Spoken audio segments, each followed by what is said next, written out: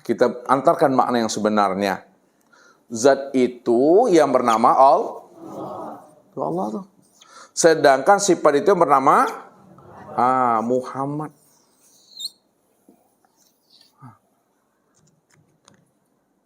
Jadi tajalinya daripada Allah itu yang disebut namanya Muhammad. Maka apa kata Allah? Qul huwallahu ahad. Hei Muhammad, katakan bahwa aku tuh Ahad Esa. Jangan terpandang olehmu ada yang lain selain daripada aku.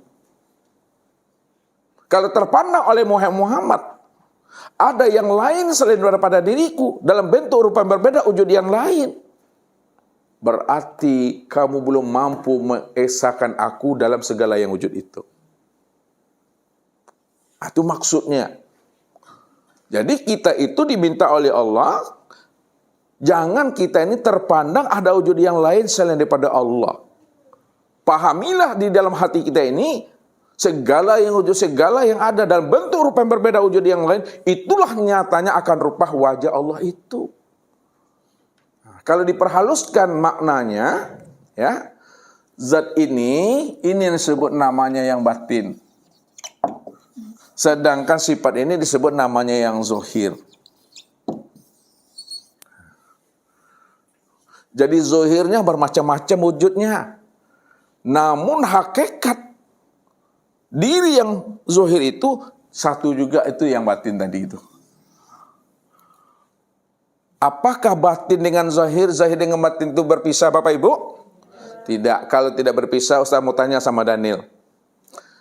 Yang batin itu kalau tidak berpisah dia dengan zahir, lalu di mana letaknya yang batin itu? Daniel? Pada yang zahir. Bagaimana untuk mengenal yang batin itu ada di dalam yang zahir itu? Hah? Bagaimana caranya? Bagaimana cara memandang yang batin itu ada dalam zahir? Bagaimana cara memandang yang batin itu ada dalam zahir itu? Contohnya?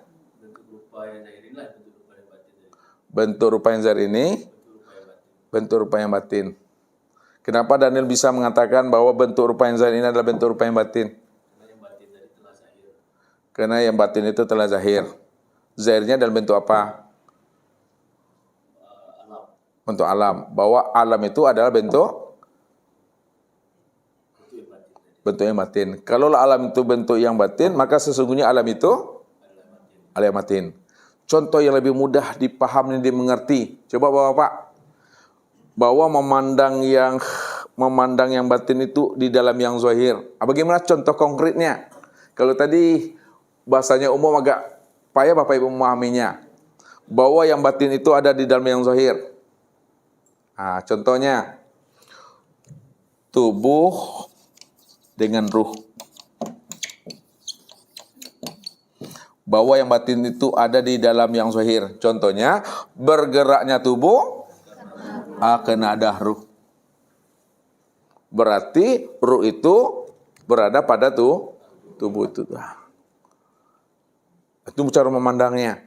Kalau memahaminya, ya, untuk melihat yang batin, buka yang zahir itu.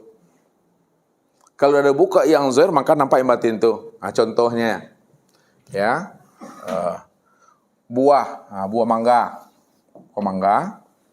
ya, bahwa isi itu ada di dalam kulit.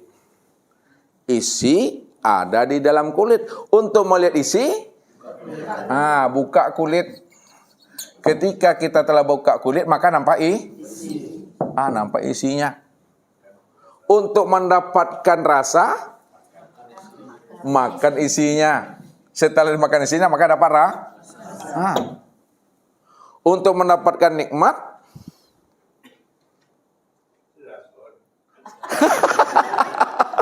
untuk mendapatkan nikmat, rasakanlah. Ya, rasa itu pada lisan kita.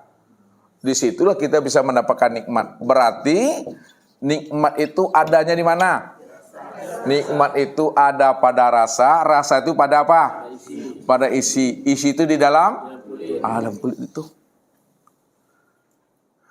Kemana arah makna yang sebenarnya ini? Lihat. Arah yang sebenarnya tadi, yang kulit inilah yang disebut nama dengan syariat. Itu maksudnya tuh. Isi itu disebut namanya tarikat. Rasa itu disebut namanya hakikat. Nikmat itu disebut ma'rifat itu. Maka pandangan kita ya mesti sampai kepada pandangan yang ahad itu. Kalau ibarat buah, mesti sampai dia kepada nikmat itu. Kalau ibarat ilmu, mesti sampai dia kepada ma'rifat. Makanya ilmu ma'rifat itu ilmu yang tertinggi. Tidak ada lagi ilmu yang tertinggi selain ma'rifat itu. Jadi ilmu ma'rifat itu bukan kata-kata ma'rifat. Ya, bukan katanya ma'rifat. Ma'rifat itu letaknya pada hati. Hati yang telah bersinar. Hati yang telah tembus. Hati yang telah mampu memandang Allah, bahwa Allah lah segala yang ada, dan segala yang ada itulah wujud nyatanya rupakan diri Allah itu. Ya. Sehingga tidak lagi terpandang yang lain selain daripada Allah. Mana mungkin ada yang lain selain Allah. Maka jangan disandingkan Allah dengan sesuatu yang tidak pernah ada. Jangan dibanding-bandingkan Allah dengan yang tidak pernah ada. Karena yang lain nggak pernah ada, Allah saja yang ada. Kalau Allah yang ada, yang lain tidak pernah ada, itu artinya tidak ada pembanding bagi diri Allah itu. Itulah maknanya laisa kamitslihi syai'un itu. Jangan diserupakan Allah dengan sesuatu yang tidak pernah ada. Mungkinkah Bapak Ibu bisa menyerupakan Allah dengan yang tidak pernah ada? Enggak. Nah, kalau Allah cuma yang ada, yang tunggal itu maksudnya. Jadi sudah nyata Allah itu, sudah ahad Allah itu, sudah jelas. Nah, kalau sudah nyata Allah itu sudah ahad, sudah tunggal Bapak Ibu. Disitulah Nabi pesan, kala lisanahu itu. Ini penguncinya. Man arafallah kala lisanahu. Siapa yang telah mengenal Allah, Allah itu betul-betul ahad. Tidak ada yang lain selain daripada dirinya. Tidak ada yang wujud selain daripada dirinya. Dia yang awal, akhir, zahir dan batin. Kala lisanahu. Keluh lidah. Apa maksudnya itu, Daniel? Apa? Tidak dapat lagi mengatakan Allah. Apa maksud tidak dapat lagi mengatakan Allah itu? Oh, memang dia semata-mata. Yang memandang dia, yang dipandang juga dia. Ya, itu dia. Nggak ada lagi, memang dialah semuanya itu Bapak Ibu. Sudah jelas itu Bapak Ibu memandangnya itu. Nah, ini yang diajarkan oleh orang-orang arifin tadi. Yang disampaikan oleh Abu Mansur Al-Halat. Yang disampaikan oleh Abu Yazid Al-Bustami. Ya, oleh Ibnu Arabi. Bahkan diuraikan lagi, dirincikan lagi pemahamannya. Supaya terpandang Allah di atas segala-galanya. Maka jalannya itu ada berapa Pak Haji? Supaya terpandang Allah saja lagi. Di samping paham wahdatul wujud. Paham hulul dan itihad manunggalikul Gusti. Di samping untuk mampu memandang Allah di atas segala-galanya, nggak ada yang lain selain hanya Allah. Maka untuk mengenalnya itu ada beberapa jalan. Untuk memandang Tuhan, untuk melihat Tuhan, Allah saja yang ada. Maka jalannya itu yang pertama mengenali asal usul diri. Ya. Mengenal asal usul diri. Tujuan kita mengenal asal usul diri itu supaya Allah saja yang terpandang. Itu maksudnya tuh. Apa bedanya dengan hulul? Apa bedanya dengan itihad? Apa bedanya dengan wahdatul wujud? Sama. Cuma cara penyampaiannya itu saja Bapak Ibu yang berbeda. Hakikat maksud sebenarnya apa yang dikaji, apa yang disampaikan itu supaya terpandang Allah. Karena inilah satu kata yang diharapkan Allah kepada kita. Jangan sampai terpandang yang lain selain daripada aku. Nah, itu maksudnya mengenali asal usul diri. Yang kedua, matikan diri. Apa tujuan matikan diri, Daniel? Tujuan mematikan diri apa? Yang jelas-jelas ngomongnya. Tadi udah jelas-jelas ngomongnya, jangan dikaburkan. Nanti payah Ibu Liah pulang nanti itu. Apa tujuan mematikan diri? Bantu Epa, bantu Rahmi, bantu Dewi. Ada Dewi? Bu Wi lah kalau tidak ada Dewi. Bantu Bu Wi. Apa tujuan mematikan diri Bu Wi? Supaya apa? Supaya tidak ada yang lain selain Allah. Dipertegas Rani. Apa tujuan Rani mematikan diri? Supaya nampak Pak Jeb. Bantu lagi Erna. Paning aku. Bantu lagi Bu Susi. Tujuan Bu Susi mematikan diri. Menghilangkan keakuan sama aku. Apalagi Bu Lia. Hanya Allah yang hidup. Apalagi itu Gina, maksudnya pertajam kalamnya. Hanya Allah yang ada. Ibu Lina, pertajam kalamnya. Ustaz minta semuanya. Pak Abdul, tujuan mematikan diri. Hanya Allah saja yang wujud. Hanya Allah saja yang wujud. Pertegas lagi. Siapa namanya ini? Hah? Pak Azwar, apa tujuan mematikan diri? Oh, sama dengan Bu Lia tuh. Nggak boleh ambil Bu Lia tuh. Pak Yos, bantu. Supaya paham dan sadar bahwasanya Allah saja yang hidup. Sama juga tuh. Pak, halo Pak Ganteng. Jauh pandang lu. Bantu Pak Ip. Kenapa Pak Ip mematikan diri? Apa tujuannya? Karena Allahnya yang ada. Allah aja, Bapak. Hanya Allah yang wujud. Pak Andre. Pak Rifai. Jangan disandingkan mematikan diri itu, jangan kita menyandingkan diri kita dengan Allah. Oh, itu tujuan mematikan diri. Ya. Pak Ji, janganlah yo. Mengatakan bahwa diri kita tidak ada yang ada, hanya Allah. Pak An. Hanya Allah yang ada, Ustaz. Oh. Halo Pak Ganteng. Nih. Pak. Pak Pesal. Terpanah aku. Pak Pesal. Tujuan mematikan diri itu hanya untuk mematikan diri, hanya diri Allah saja yang ada. Pak Endra. Menyatakan hanya Allah yang hidup. Halo Pak ini ya. Ya Pak Ganteng ya. Hanya Allah ya. Pak Naim terakhir. Penutup. Semata-mata Allah yang ada. Lihat kan banyak bahasanya kan. Tapi bahasa yang Ustaz minta dari semua bahasa yang Ustaz utarakan tadi, tujuan kita mematikan diri supaya yang terlihat itu hanya Allah. Tujuan kita mengenali asal-usul diri supaya yang terlihat itu hanya Allah. Ini yang dihantarkan dengan paham hulul, ittihad, wahdatul wujud itu. Supaya yang terlihat itu hanya Allah saja. Cuma untuk mengutarakan isi dalam ini dengan bahasa kata-kata, sulit Bapak Ibu. Makanya ma yakhruju baina syafatain ilal isyrati wal iktibar. Kemudian yang ketiga. Ya. Dengan cara memfanakan diri.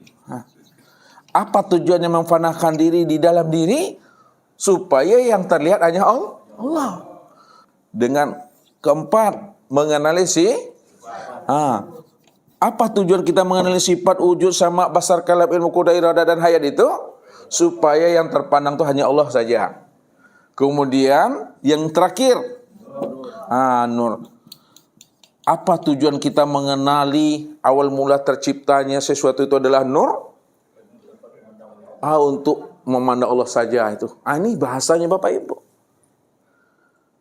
Jadi bagi orang-orang yang masih zulumat, orang-orang yang hatinya masih terhijab, belum mengenal akan wujud kezahiran Allah itu. Di sinilah dia selalu mengkafirkan, mensirik-sirikan itu, menyesat-nyesatkan. Ini yang berbahaya Bapak Ibu. Karena kedangkalan ilmu, kurangnya pemahaman tentang pengenalan diri kepada Allah, sehingga orang dihakimi. Sampai-sampai apa kata Syekh Junaid ya terhadap pemerintahan yang melakukan hukuman pancung terhadap Abu Mansur Al-Halaj. Apa kata Sejunet? Sekiranya aku hidup di masa Abu Mansur Al-Halaj, maka aku sendiri yang akan melarang jangan sampai pemerintahan itu melakukan hukuman terhadap Abu Mansur Al-Halaj itu. Ya. Kenapa beliau melarang? Karena beliau paham maksud yang sebenarnya apa yang diutarakan oleh Abu Mansur Al-Halaj dengan halal, dengan hulul, ittihad, wahdatul wujud, dan manunggaling kalus itu.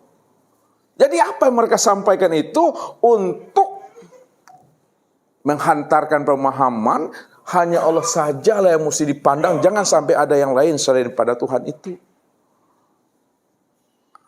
Cuma orang-orang yang tidak mengerti, cepat kali, pagi kali lah menuduh-nuduh orang itu. Di sinilah Rasul arif dan bijaksana dalam mengungkapkan rahasia setiap ilmu ini. Apa kata Rasul kepada kita? Man kasura ilmuhu qala inkaru. Barang siapa yang banyak ilmunya, dalam wawasannya, ya, dia telah mendapatkan ilmu laduni, dia telah mendapatkan ilmu hikmah, sedikit kemungkinan untuk dia membantah. Bahkan tidak pernah sama sekali dia akan membantah. Apalagi mensesat-sesatkan, apalagi mengkafir-kafirkan.